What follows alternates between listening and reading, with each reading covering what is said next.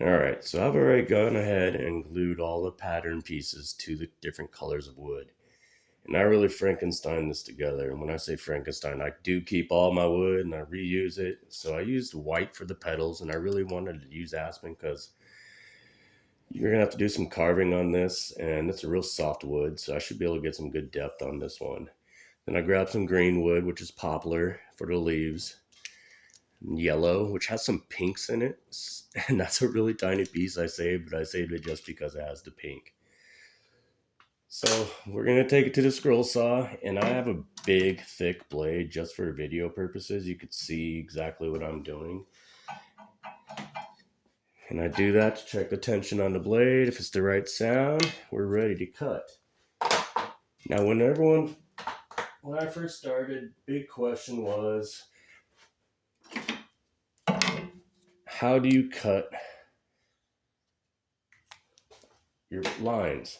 So I'm going to take this side of my blade, the right side of my blade, and I'm going to sneak up on this line, and I'm going to take that right side of the blade and go to this left side of the line. That'll give me a little room to shape if I don't have the line perfectly straight.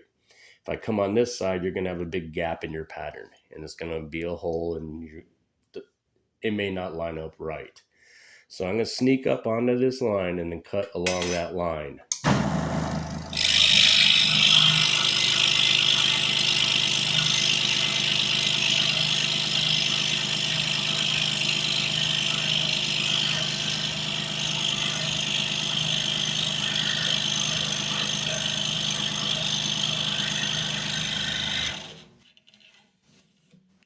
Like so.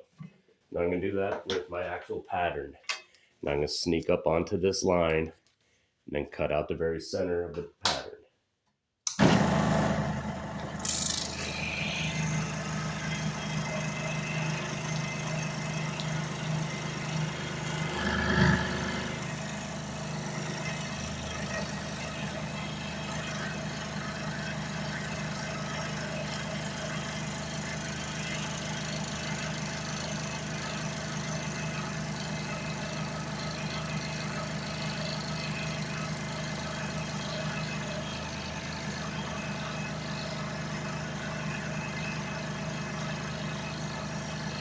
Now you can see there's no rush. I'm not forcing the wood into the blade. If I do, the blade's gonna flex. So your cut may not line up exactly like the last one. Now I don't know if you notice, I'm also going counterclockwise. I'm gonna cut every single piece counterclockwise just in case my table's off 1 degree. My whole piece is gonna be off 1 degree and it will still fit.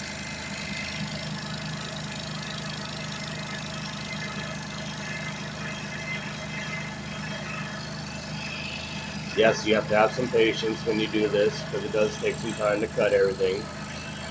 And I'm going slow just to show you.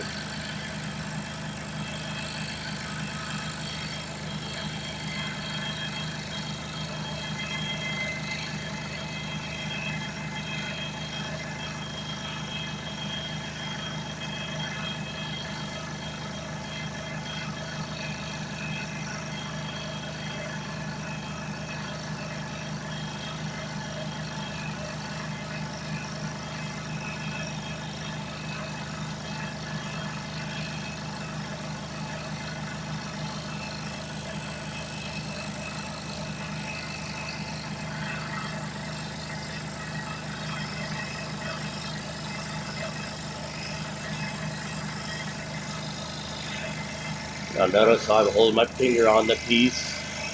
That'll help hold it so it doesn't bounce out when you're done.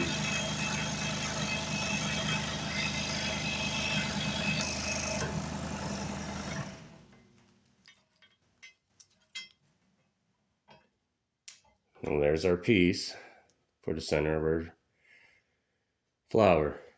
And there's a little tail there, but I'll just take the Dremel and I'll sand that off when it comes to the shaping.